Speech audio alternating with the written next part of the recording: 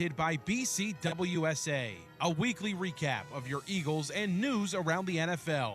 Broadcasting live from Chickies and Pete's, tonight's show is brought to you by Rob's Automotive and Collision, BCWSA, Chickies and Pete's, Begley, Carlin and Mandio Law Firm, Penworth Financial Services, Penn Community Bank, The Capitol Grill, and Ventresca's LTD. We now go live to Chickies and Pete's for the Pro Football Report, presented by BCWSA. Now, here are your hosts from Inside the Birds, Geoff Mosher and Andrew DiCecco. All right, hello everybody. You are listening to the Pro Football Report, presented by BCWSA, right here on 1490 WBCB and 107.3 FM. And seen live at WBCBsports.com. Geoff Mosher here, Andrew DiCecco from Inside the Birds, and greeting us with his presence, former Eagles wide receiver.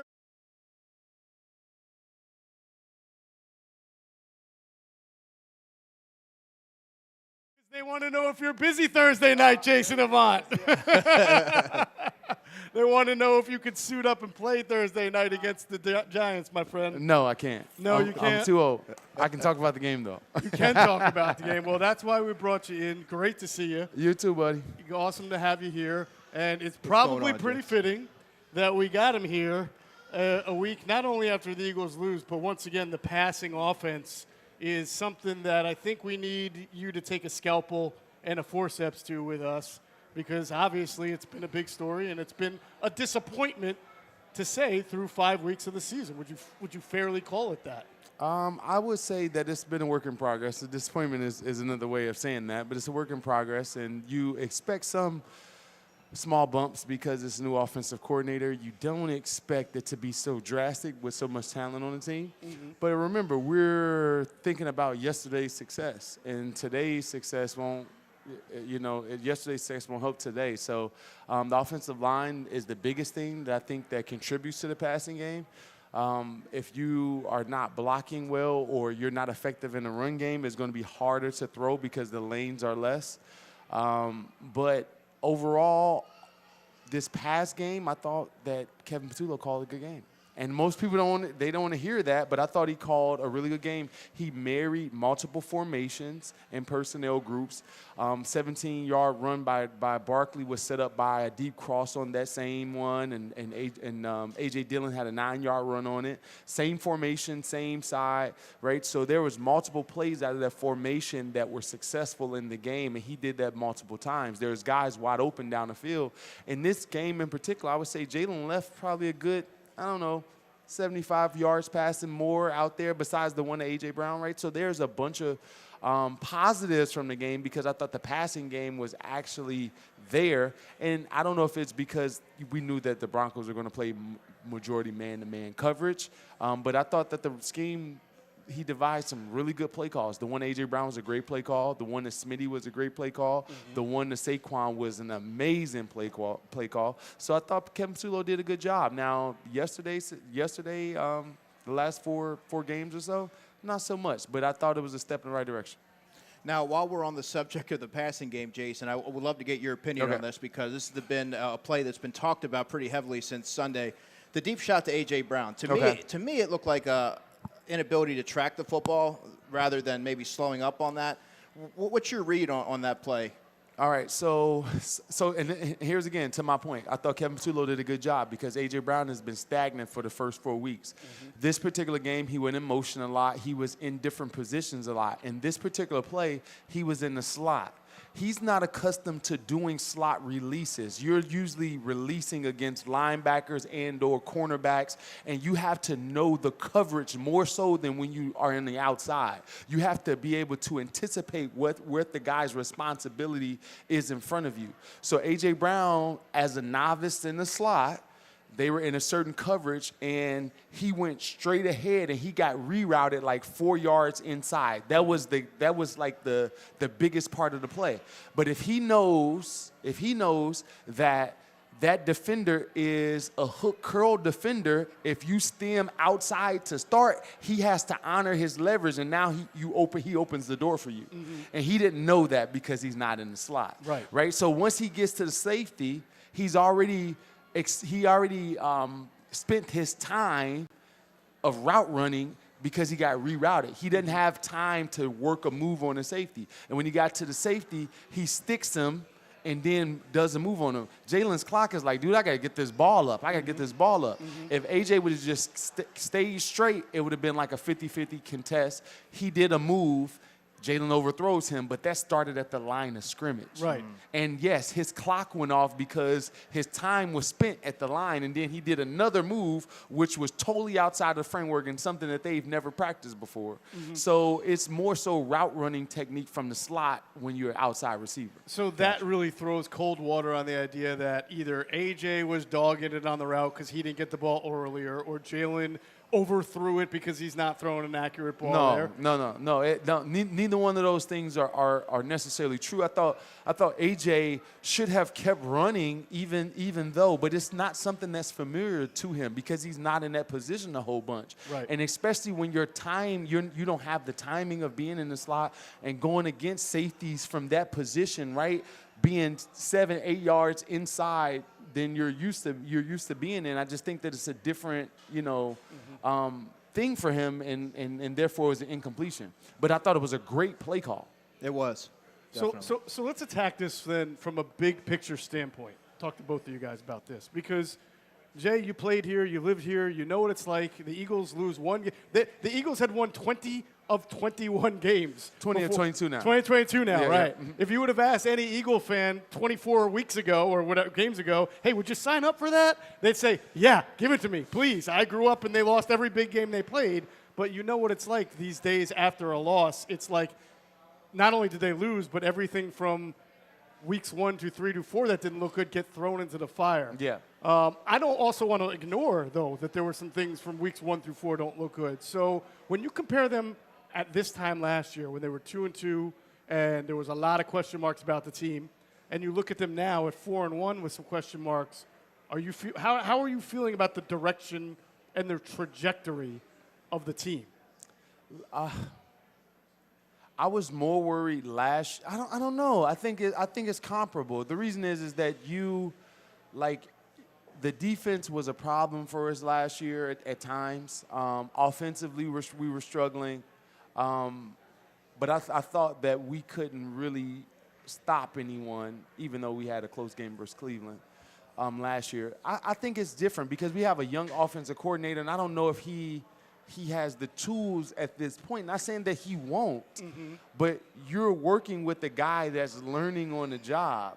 And remember 2023, you bring in Sean Desai, you have Matt Patricia. You have these young guys, or new to that position, and you get into adjustments, and you don't know how to adjust your way out of situations. That's the good thing about having Kellen Moore, and that's the good thing about having Vic Fangio. They are able to see everything and be able to adjust quickly. And when you have a younger guy, it takes them a little bit longer. So am I worried? I'm worried more so because the offensive line isn't playing well. Guys that we know can play. Landon Dickerson may be dealing with the injury, is not playing well at all. Lane Johnson's not on the field much. Jordan Mailata misses plays. Cam Jurgens is not playing at the level that he normally does. So I'm worried more so about the offensive line because there was multiple plays this past game where there was a clear running lane, but there was a guy backside who got beat across their face. We've been spoiled with Jason Kelce at center so much because if there is an offset, meaning that Jason Kelce's he's at the center, and there's a technique, whatever it is, he's a 3 technique, whatever it is, he's way outside over the guard somewhere. Jason Kelce still can cut that off because he was so fast. Yep. Cam Jurgens can't do that, right? He needs help. And when you don't have a guy like Mekhi Becton or whoever else that can assist, and you have Tyler Steen that's just working for himself at times, I think it's a little bit harder. So the offensive line makes me think that this is totally different than last year. Yeah. Sorry, that was a roundabout way. No. It all starts, right, Andrew, up front and with the running game and the offensive line. And the defensive line. Yeah, but we're talking really, I felt like the defense only let down because they were on the field so much, as opposed to the offense, which snaps, is yeah. I mean, and the offensive line, to Jason's point, they're going to take another hit for the next week or two, presumably with Landon Dickerson likely out this week and maybe even next. So that's going to be Brett Toth up at left guard. So that's going to affect a lot of things as well. You're in the locker room, and I'm curious because I know Jeff McClain tweeted something from Cam Jurgens. Yeah. And I didn't know if he said it to a Pack or just Jeff, but he said, hey, he admitted that having back surgery, it's not that he's injured, it's not a re-injury, but he's not to the form that he's ordinarily at. And to Jason's point, when you combine that with Lane Johnson being in out of the games and Landon Dickerson clearly not being what he's at. He had the knee, he had the back, and now it's the ankle. Right. Tyler Steen's new on the line this year. So it's fair to have these questions. And for Cam Jurgens, I think it's worth mentioning that he had off-season back surgery, and he wasn't working in a full capacity in training camp. So, I mean, I guess we should have seen this coming, but it sounds like it's going to be something that they're going to have to work through because they don't have their bye week until week 9. So there's not really an opportunity to press pause. They're going to have to keep working through it. The one thing I'll say, too, is that we have the most predictable snap count. We have the most predictable snap count is because of the technique of Tyler Steen. He's this big, tall dude that right before the snap, he gets down, he taps, get down, and the ball is snapped. It's like because he's so obvious, everybody can time that up, right? So you add that. So you think Becton, as big as he was, did a better job? Yeah, because Becton was down in his stance and tapping. Right. So it's totally different from a guy being totally upright, getting down, tapping, and the ball is snapped. It's so much easier to see and to be able to anticipate than a guy being down, tapping, and there's some ambiguity there.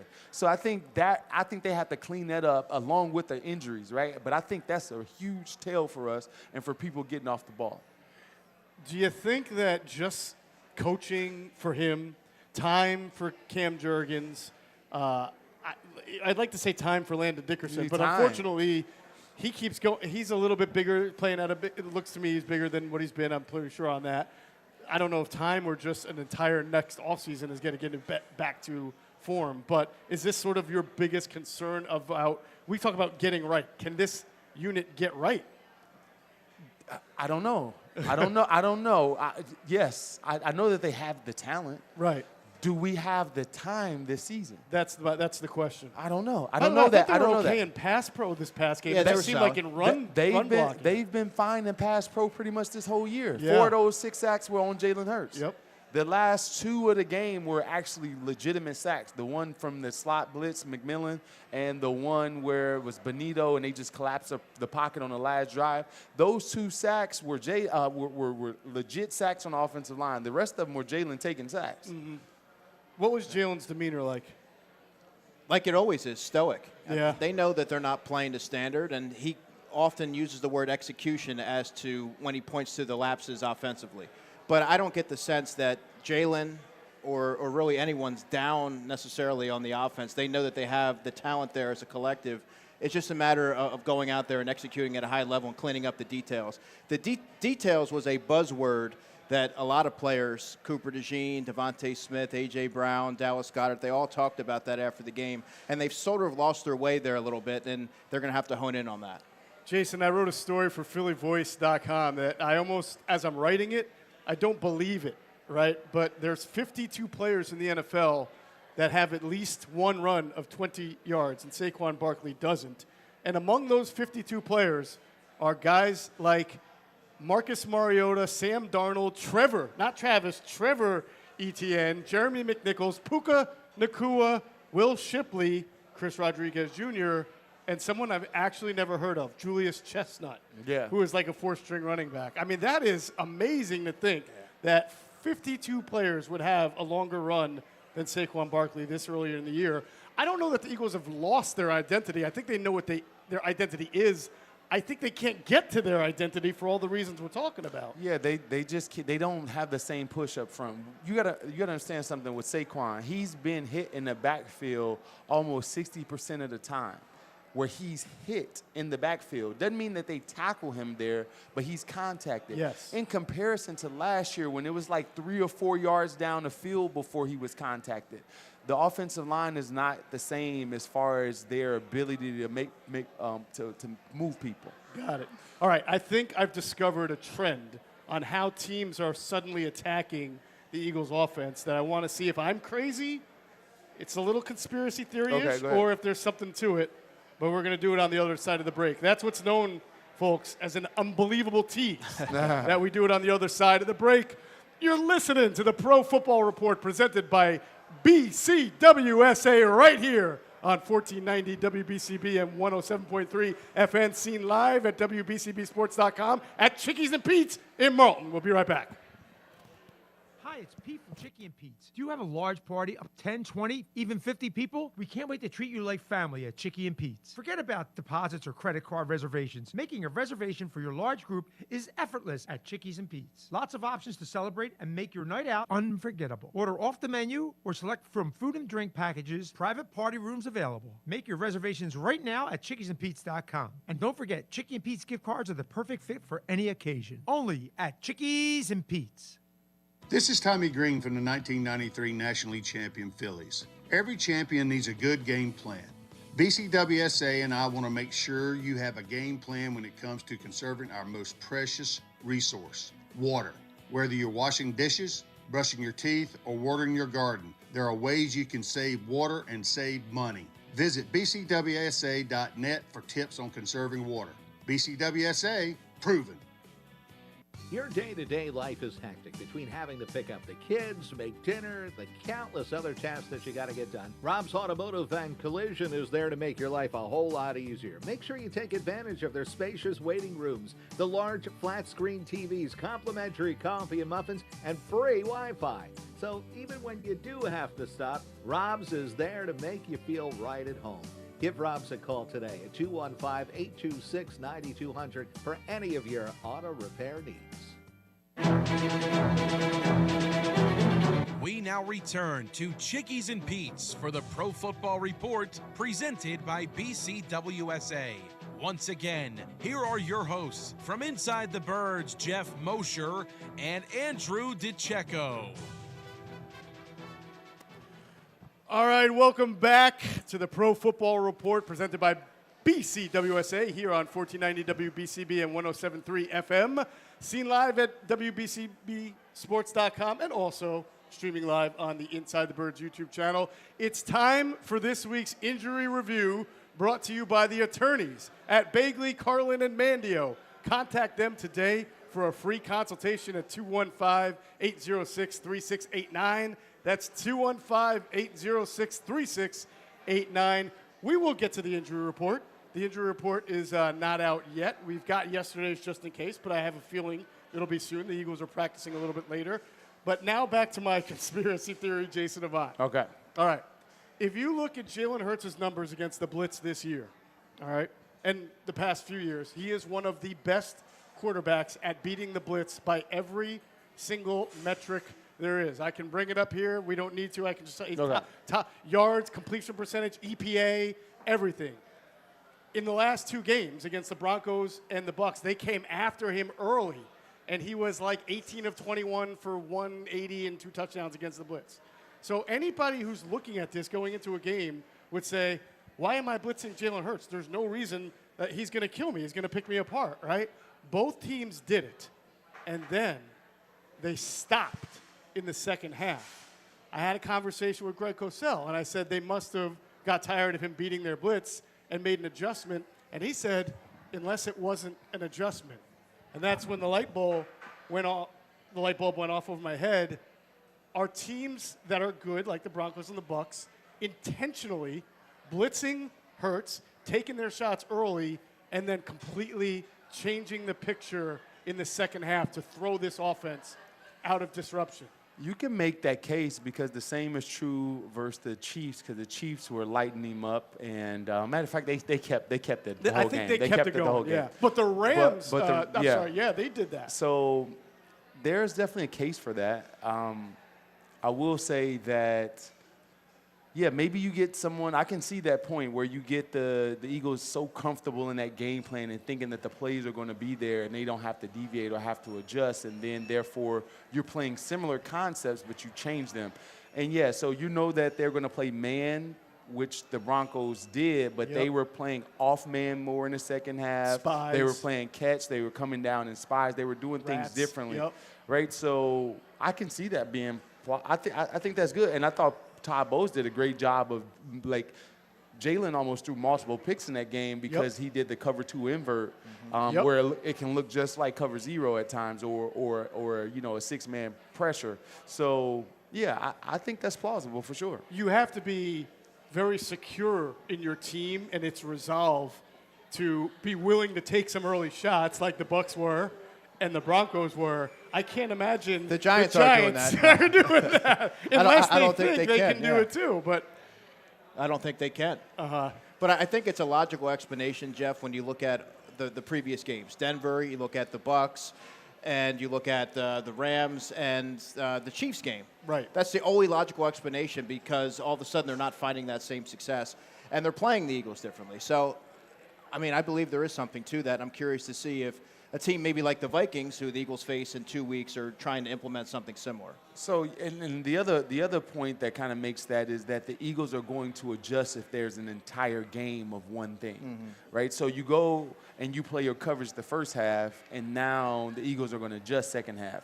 But if you go out and give them blitz, now they don't have the time to adjust in the second half, and maybe that's a coaching point or philosophy that someone else has done. Right. Maybe. I'm just wondering, can that now be a blueprint for teams? I don't necessarily know. The Eagles had chances to execute. Right. In this game, it came down to execution. Just think about Courtland Sutton made plays in the third and the fourth quarter when it was called. Our receivers and our players did not make those same plays, and/or we were hindered with a penalty that put us in a long yardage situation, and we were never able to overcome it. You think about the last or the second to last drive of that game. I thought it was the backbreaker that kind of explained the entire game. Will Shipley gets out to the 40. Devontae Smith gets a catch. The next catch that Devontae Smith you get a legal man down the field. They work themselves back into a third and manageable. They get into a 4th and 6 or 7. Devontae Smith catches one down the sideline. They're in field goal range in order to go up and/or score a touchdown. It's called back because Jahan Dotson he's moving, and it's an illegal shift, right? So we've been plagued by that same stuff the entire game, and I think that is the coaching point for the Eagles. Yeah, you can say, okay, it's a strategy, but there were so many plays left on the field for the Eagles, and I know that they're killing themselves, and it was not the referees. The referees had a terrible game both ways, because both teams can look at the referees and be like, oh, this is terrible. Because the flag that they picked up before halftime on Keely Ringo down the side, I was like, what the? I've never seen them. That was pass interference, and they picked it up. Right. They didn't even call the one on us at the end, but at least they didn't pick up a flag. You know what I mean? It was definitely pass interference. You know, so both of them were pass interference, but I'm saying it kind of, I thought the Broncos maybe got one more call than us, 2 more calls, you know, but I don't think that's the reason, but it's the self-inflicted wounds that the Eagles have. Can this offense be, even to Jason's point, some of those shots, it feels like they're a little bit sort of shot play reliant now instead of a nice marriage of run, intermediate, and go deep? I thought they did some intermediate. They hit the intermediate levels RPOs, a little bit. when they were doing definitely. that work well. Against the Broncos, and there have been times in the Rams game, not consistent enough, but there have been times where they've been utilizing the middle of the field and those short to intermediate levels. But to Jason's point, there are plays to be made at all 3 levels. They just haven't executed enough at a high clip in certain instances. So I think we're having a totally different conversation about Kevin Patullo. Like, for instance, I go back to the Kansas City game. That first play of the game, Grant Calcaterra misses on protection there, gives up a sack fumble. They had A.J. Brown on the other side of the field, who likely would have been the shot play. Yeah. So there are plays to be made. Yeah, I say that when it comes to this offense, the RPO game, I like that they brought it back because we haven't seen it to scale as much as we saw it this last game. But you have to be able to have some call it and run it plays where it's out of Jalen's hands on whether he gives it or makes the decision to pass. And that's why Saquon didn't get as many carries as that he's gotten in the past is because Jalen was making that decision to take the ball out of his hands. Right. So you need to have some run it plays, some just call it as a run play and run it. The other thing, too, is that later in that game, it was a critical third down that we needed to sustain the drive. They were in a 2-by-2. They ran double slants. They ran that play three other times. A.J. Brown caught 2 other slants that way. He caught another slant on the back of a RPO. Mm-hmm. If you keep running the same plays over and over and over again, A.J. Brown had how many catches in that game? 5. All 5 for 43, yeah. All of them were slants, basically. Yeah. All of them were slant catches when you really break it down. The same way in the Chiefs game, it was a hitch route in the Bucs game. Mm-hmm. You have to give the man more variety, and they did give him more variety. But in the waning moments of the game, do you think the defensive player of the year in Patrick Surtain is not going to see that formation that he's caught 3 other slants in, and he's going to D it up? Right. That's where you need the nuance of the offense coordinator and understand how the whole game works. Got it.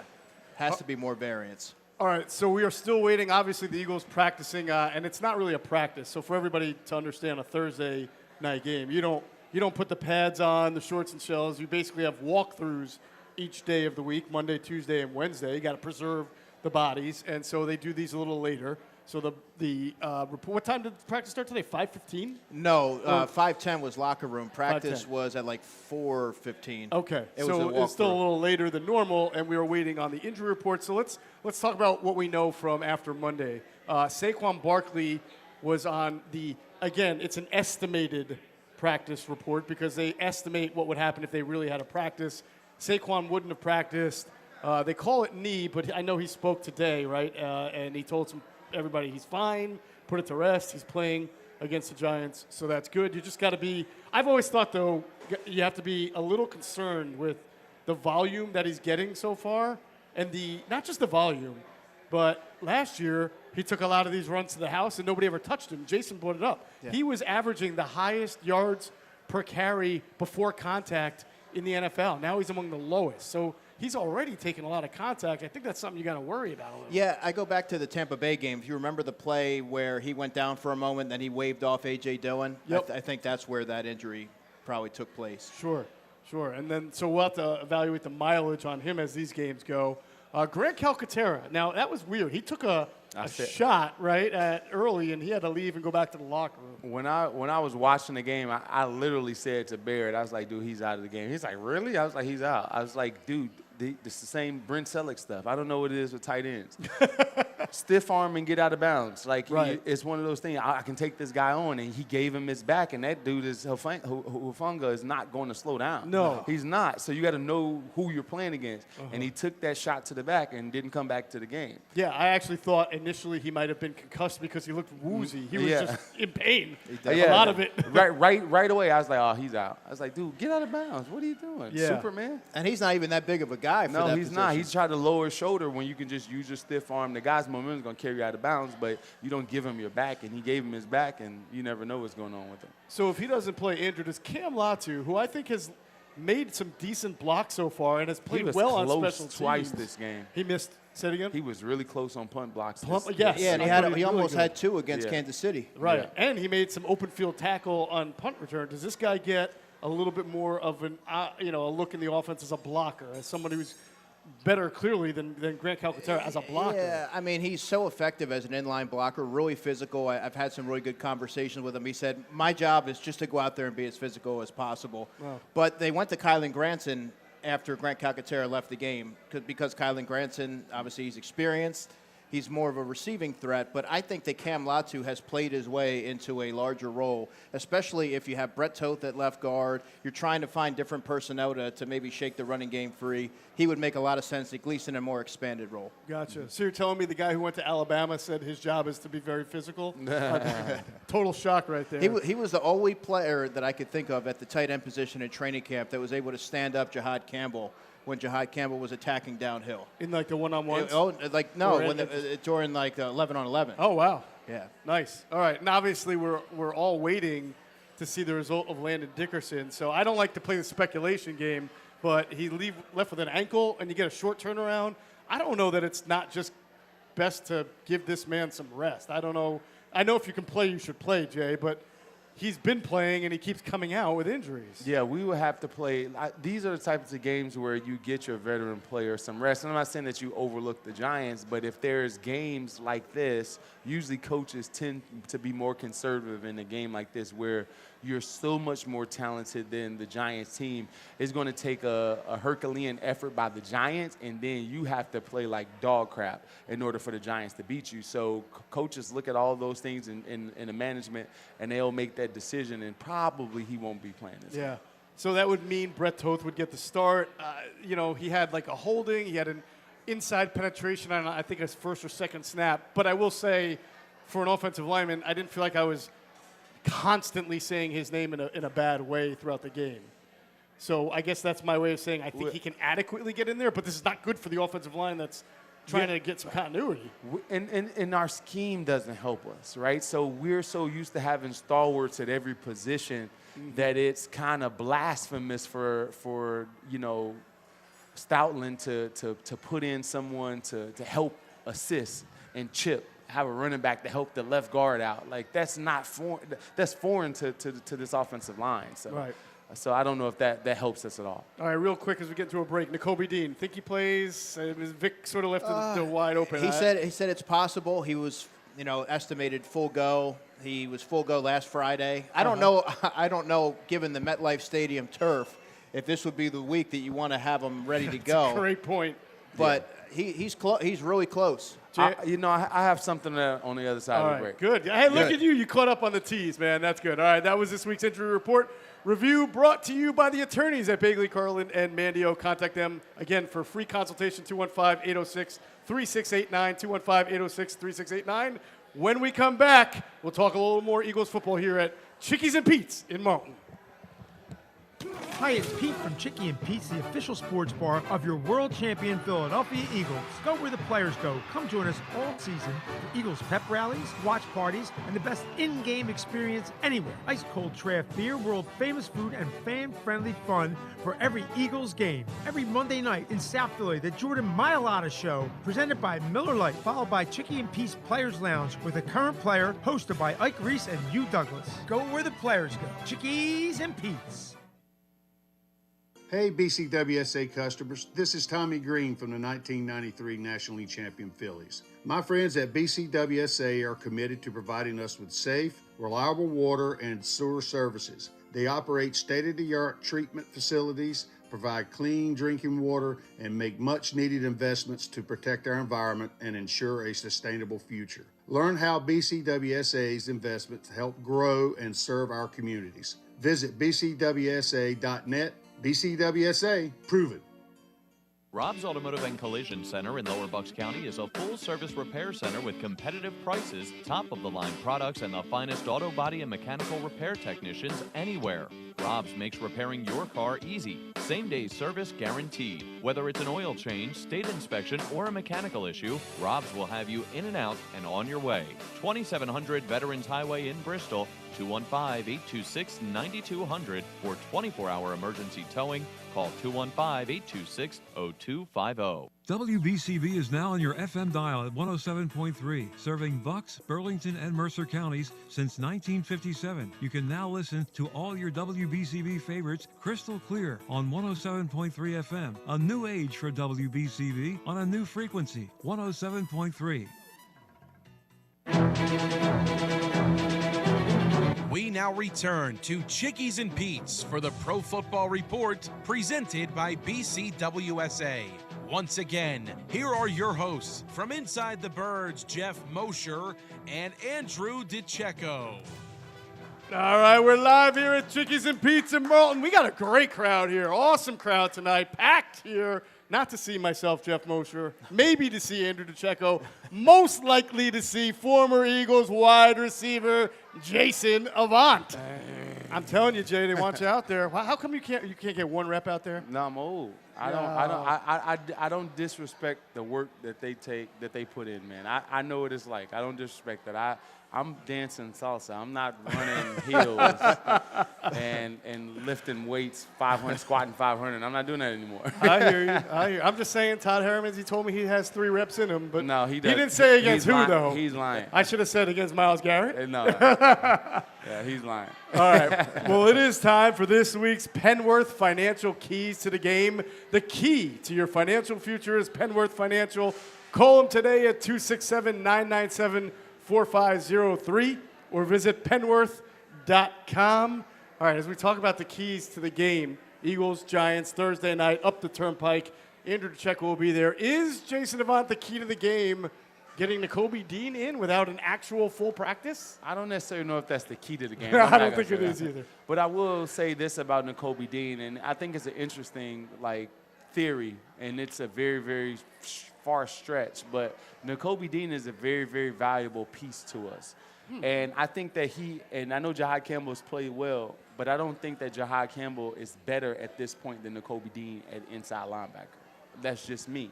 Wow. At this point, I think that his talent is greater, but when it comes to diagnosing, when it comes to blitzing, and when it comes to shooting a gap and avoiding a stiff block from an offensive lineman, I thought Nakobe Dean did that extremely well last year. Now, what did Jahad Campbell, who was his comparison? Micah Parsons. His comparison was Micah Parsons, right? And I think we need help on the edge. What do we have in sacks? One guy has 1.5 sacks for us, and that's Darius Smith. Help on 2 stunts that helped get him home. Right. So why not try Jahad Campbell on the edge a little bit and put Nakobe Dean at inside linebacker just to see how it works? But you need to get the reps of Nakobe Dean being healthy on film so he can be a valuable trade piece no matter what.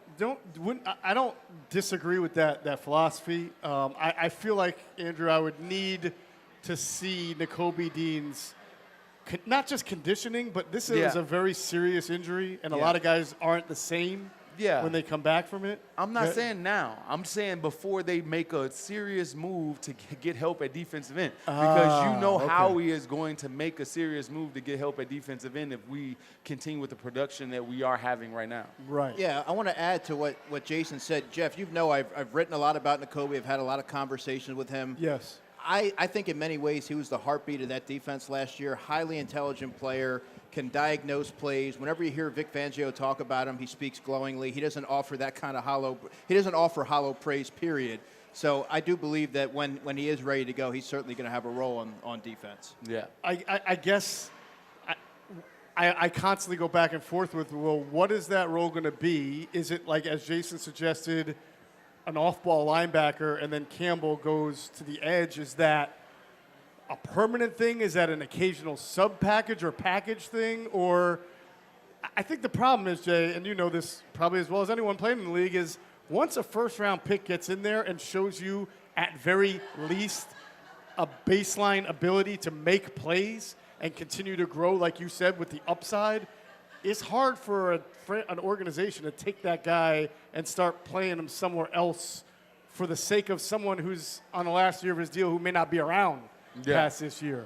And I have a feeling that might be a grapple in the upstairs, right? I think it was the same way with the Cowboys. Micah Parsons was thriving at linebacker, stand up. He was thriving, but what happened is that you had DeMarcus Lawrence. Was DeMarcus Lawrence at the time? Yeah, they had Tank so there. you had guys go down, and they needed someone to fill that void. And I think we're in that same situation where Nolan Smith is down. We're not getting production out of other guys, and I think that you might as well give it a shot. Okay. Yeah, I think at minimum, he's a really good run defender, and he's also a good blitzer. Right. So at least situationally, they should be able to find a role to get him on the field. Yeah, yes. And I agree with this. I wonder if Nolan comes back. Nolan's not too far away from coming back, though. He could be back in 3 weeks. But he still had maybe. But Nolan, even when he was there, he's not getting production. Mm-hmm.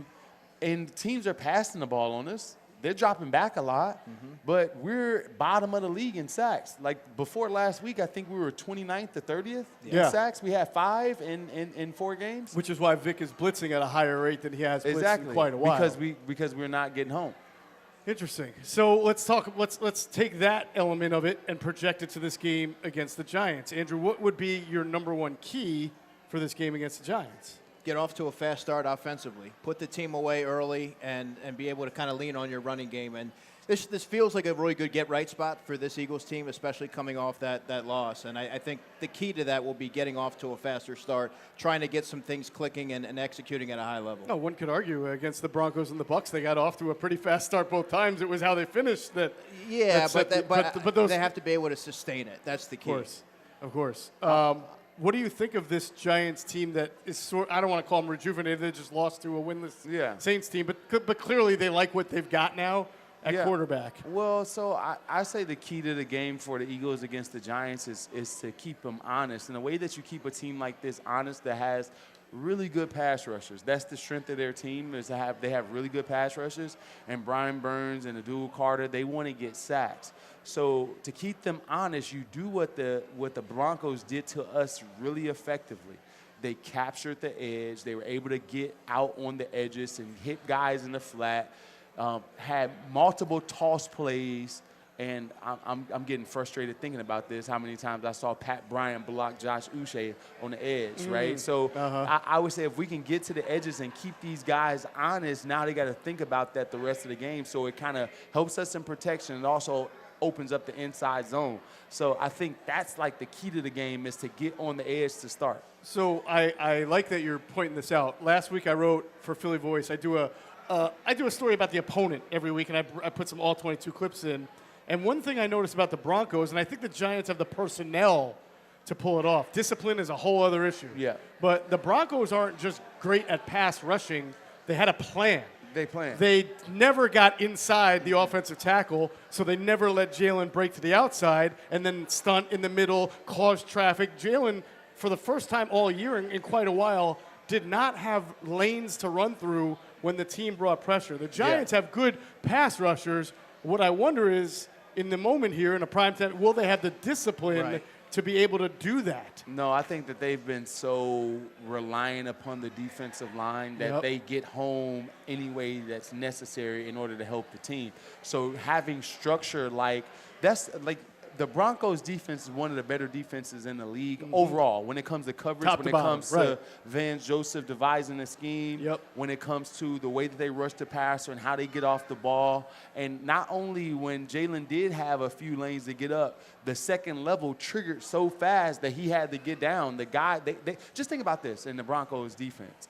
They had their second-round pick or first-round pick, I can't remember which round, but a great young player in Jahdae Barron guarding Goddard. Yeah, first round. He's their dime corner. He's their dime. He came in just to guard Dallas Goddard. Yeah. In multiple situations, they had Riley Moss guarding Dallas Goddard. Like, just think about the wealth of talent in the back end for them. I thought that was the best secondary in the league. Top to bottom. Not saying that we don't have guys in Coop and Quignon, but top to bottom, all their players, I thought was the best secondary in the league, and that you can do more with them. Right. So the Giants have tried to get with the times, right? I mean, they've got this defensive front we've just mentioned. Dexter Lawrence, Abdul Carter, Kayvon Thibodeau, and Brian Burns. You could argue that if things were great, they may have the best four-man rush in football, but they also, in the offseason, Andrew, they bring in Paulson Adebo, a corner. I thought their safety last year, Nubin, played fairly well. They're trying to get Banks to play better, a first-round pick. But is that defense right now, the way it's currently, and with having to pull the offense along, can they hang? Can they keep up? No, I don't think that they can. I was pretty high on Deonte Banks coming out of Maryland a couple of years ago now. He really hasn't panned out to be the player that they expected them to be. Foundationally, they're built on their pass rush. But if they're not able to get home, Jalen Hurts and this Eagles offense should be able to execute in the passing game at a high level, because I just don't think that they have enough there at the second and third level. Right. It's no coincidence that the only game the Giants won this year against the Chargers 2 Sundays ago, they were up 10-0 in the game. They had a Jackson Dart 15-yard touchdown run and then a field goal. So finally, they could say to the defense, hey, that team's behind. They got to pass. I think they also lost the left tackle in the game, the Chargers. Let's go rush the passer. I mean, they very infrequently get the opportunity to do that, which, to your point, Andrew, is why it's really going to be helpful for the Eagles if they start off fast and put the Giants in the hole again. Right. Does this have to be a get-right game for Saquon Barkley? Like, we can't go 6 weeks here without Barkley having a big game, can we? No, but if the knee's bothering him, you don't just want to continue to, add some wear and tear. You have other players like A.J. Dillon and Will Shipley and even Tank Bigsby that you could lean on. I don't know if this has to be a get-right game for Saquon. Mm-hmm. It's going to be health-dependent, and the injury report actually just came out.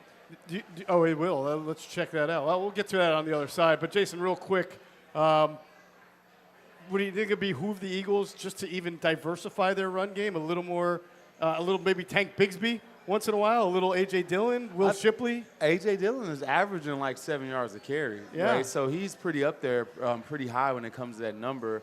I just think that teams are not viewing him the same and keying on him as much, and he's probably the benefactor of Saquon's success. But I think you have to get Saquon going in some method. And I just think that we're so used to running inside zone, and outside zone has worked a lot better for us. And outside running plays have worked a lot better for us this whole year. Right, which is not what they typically do. Right. It's not what they do. And so we get tired of doing it rather than, hey, let's just run outside until they stop it, and then we can come back inside.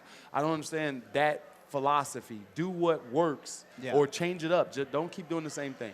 All right, real quick. Saquon Barkley, today's report, he's limited on the estimated report, did not practice. So that's an improvement for him. Mm-hmm. But Grant Calcaterra and Landon Dickerson still considered did not practice. We got one more segment here on WBCB, and that was the keys to the game presented by Penworth Financial. Call them today at 267-997-4503 or visit penworth.com. We'll be right back.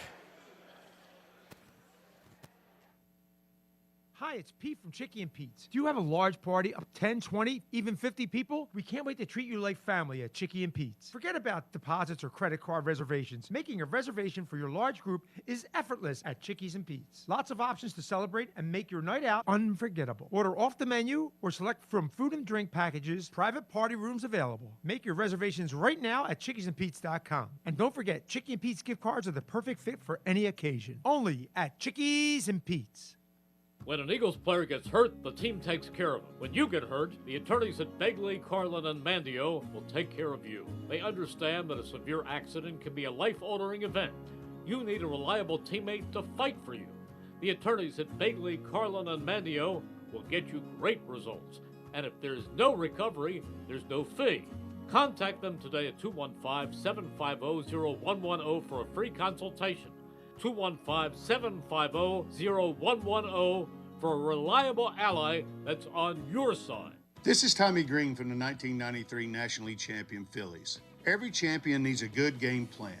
BCWSA and I want to make sure you have a game plan when it comes to conserving our most precious resource, water. Whether you're washing dishes, brushing your teeth, or watering your garden, there are ways you can save water and save money. Visit bcwsa.net for tips on conserving water. BCWSA, proven. Your day-to-day life is hectic between having to pick up the kids, make dinner, the countless other tasks that you got to get done. Rob's Automotive and Collision is there to make your life a whole lot easier. Make sure you take advantage of their spacious waiting rooms, the large flat-screen TVs, complimentary coffee and muffins, and free Wi-Fi. So even when you do have to stop, Rob's is there to make you feel right at home. Give Rob's a call today at 215-826-9200 for any of your auto repair needs. If you recognize my voice, you know about my music. What you may not know is since I founded it in 1992, the Elton John AIDS Foundation has reached over 100 million people. We've saved over 5 million lives. We've helped combat LGBTQ+ stigma and fought for civil rights. We need you to help end the AIDS epidemic once and for all. Learn about how you can help at eltonjohnaidsfoundation.org. And follow us at EJAF on Instagram to see our very latest accomplishments through the Rocket Fund. We now return to Chickies and Pete's for the Pro Football Report presented by BCWSA. Once again, here are your hosts from Inside the Birds, Geoff Mosher and Andrew DiCecco. All right, we're back here at Chickies and Pete's in Marlton. Geoff Mosher, Andrew DiCecco, and former Eagles wide receiver Jason Avant as you're listening to the Pro Football Report presented by BCWSA right here on 1490 WBCB and 107.3 FM. And, of course, seen live at WBCBsports.com. and streaming also simultaneously on the Inside the Birds YouTube channel. All right, Eagles Thursday night. They have romped on the Giants pretty well when they're supposed to. I want to ask you about this defense, Jay. Going up against, obviously, a rookie quarterback making his third start. Quinyon Mitchell has played at a really high level. I know he probably – he's almost built up this expectation now, right, where he's got to shut down. And there are probably a couple reps against Cortland Sutton that he just didn't get it done. But he's still a very talented corner and probably the best the Eagles have had in a while. Yeah, so Quinyon, talk about the tale of two games in one game, right? So the first 3 quarters, we're like, dude, he's locking Sutton up. And Sutton is like the most underrated receiver in the NFL when it comes to his production, when it comes to his route running from being 6'4" and being able to locate the ball. Is just a strong dude and just a solid player. He's just one of those under-the-radar guys. You look at his stats and you look at what he does and what he does for his team, and you're like, dude, I can't believe this guy's this good without recognition, you know? Mm-hmm. So you have it early doing well, and then the last, quarter or so he goes for almost 100 yards on you. So it's one of those welcome to the NFL moments, because I don't know if Quinyon had a welcome to the NFL moment last year, right? No, he did not. So, and then after shutting down Ibuka the last week, and you have that happen, I just think it's one of those things about the NFL is, dude, you got to be focused and ready and have your confidence up high the entire time. So Quinyon is definitely great at coverage. There are certain things that I think that he has to do a little bit better. He relies so heavily on his speed that he gets himself in bad position. If you look at Patrick Surtain will give up an underneath slant or give up something like that, but he usually finishes on top of a wide receiver, so you don't go over the top of him. Normally, Quinyon is so fast that he's like, dude, I'll catch up in the end. And so you see him get into a place where it's a 50-50 ball, and he's trailing, and it's hard to wrestle that ball away from a dude at 6'4", but it will be a much better position if you're on top the whole time and use technique. So he has a lot to improve on, but he's a great young talent. Yeah, and does he get, Thursday night off with a no Malik Neighbors for the Giants to throw to? Well, I mean, it's the NFL. I mean, every player's got, varying degrees of ability, but who's he going to be up against? Darius Slayton or? I would imagine Slayton. Slayton has some good games against us. I don't want you to discount it. That's the pre-Quinyon Mitchell era of Eagles going through corners, but he can run. Yeah. He can run. He can run. Yeah, and when you have a guy that can run, anything can happen. Yeah. He's been around forever, it feels like. Yeah. So it looks like Theo Johnson has emerged a little bit from for the Giants. Yes, Jason, I have to talk about a Penn State player. You knew that was You knew it was coming. What happened this week with Penn State, buddy? Can we not? And the week before that. Yeah. The week before that is understandable. This past week is unacceptable. Is it really? Was the week before that understandable, really? I wonder how Saquon felt about it. I'm sure he got some ribbing. And by the way, you mentioned Ibuka. One of these days, if the Eagles and Bucks play again in the playoffs and we're doing this show, we're going to have a talk about that guy. He has been unbelievable through the first 5 weeks of the season. And both of us are going to have to say something nice about an Ohio State guy. And I don't think either of us feel comfortable about that. Well, he's a Bucks guy to me. I don't even think about where he wants to go. There you go. There you go. But really, this Giants offense, I mean, with their offensive line the way it is, they should struggle against this Eagles defense to move the ball and to be able to contain the pass rush, don't you think? Yeah, I think the key for this is going to be interior pressure. And when I look at the Eagles defense, the hallmarks should be interior pressure and dynamic second-level play. This should be a big Jalen Carter game, but let's not forget he's been dealing with that shoulder the last few weeks. And it seems like it's going to be something that lingers. It's the same one that he had in training camp. Yeah. Jay, how about Zadarius Smith? The guy just goes from team to team the last few years, and he goes and plays pretty well. Yeah, he's been schemed open the few times that he's gotten home. Twist stunts, free rides, yeah. So, but he's doing good. He's the only guy with on the edge that has some pressure. So, hopefully he can continue it up. I'm disappointed, and I know I just think that we're dealing with injuries, and guys are toughing through it. And it's kind of unfair because we're expecting them to play through it, but Jalen Carter's a shell of himself. Just a flat-out shell. Yeah. There was double teams. They were double teaming the other three. They weren't double teaming him in this past game. Well, no, they were, but they were just getting up to the second level so fast that you didn't know, because he would take the the easy way out. He didn't take on the double team. He would just go opposite of it. So the guy that was double teaming would just push him over into the gap and just head up to Zach Bond. So, but yeah. You're talking about runoff. I'm saying, though, in some pass protection, they were sliding away from him. And that surprised me. And I almost wondered, like, is that just some really good scheming, or is there something deeper to that? No, he's just not playing the same. And it's the truth. It's the honest to shoulder. I mean, just think about, like, the run game and how efficient he was. Like, getting in the backfield. How many tackles for loss a game did he average? You know, so, and you just don't see those splash plays. Yeah, this interior front, Andrew, it's like you've got Jalen Carter, you have an improved Jordan Davis, Moro Ojomo was the star of camp, and I don't think they're playing poorly, but you haven't yet seen them all pop together and really create this sort of overwhelming interior presence. Yeah, Jalen Carter didn't really dominate in training camp like we saw the previous summer, and you have to think that the shoulder is impacting that a little bit. Ojomo I really like, but he's undersized, and I think you're seeing that in how that manifests in the running game. Jordan Davis has been a revelation, though. Yeah. Jordan Davis has played well, but collectively, Geoff, to your point, no, you haven't seen them all sort of fire in the same game. When Jordan Davis and Jalen Carter's out of the game, we got no chance. Like, as far as, like, stopping the run. When Byron Young and Ojomo was in there, they were getting destroyed, just like pushed all the way back. Right. And it was to the point where when both of them were in it, the guys took one break and they were coming back in. It was like, oh, we can't play football like this. Right. And so the Eagles got to solve that. And I don't know how they can, because they had a very deep defensive line last year in comparison to this year. Yeah, I feel like this year, it's not like they've been bad against the run, but teams have probably had more. Yeah, maybe they have. Yeah, they've been bad. Teams are running for their standard. Yeah, they've been over 100 yards. The running backs have been over 100 yards. So it's and that's obviously where it starts. All right, the drama angle. We have to address it before we close it out here. Okay. And obviously, you've seen a lot in your time with the Eagles. When you go back to this relationship between Hurts, A.J. Brown, his receivers, they all had a meeting yesterday, talked it out. Saquon was the mediator, and this is from Jimmy Kempski, my colleague at Philly Voice. What does that tell you, Jay? Is that normal to you, or is that a sign of something good, something not good? Whenever that meeting has to happen, it's never good. True.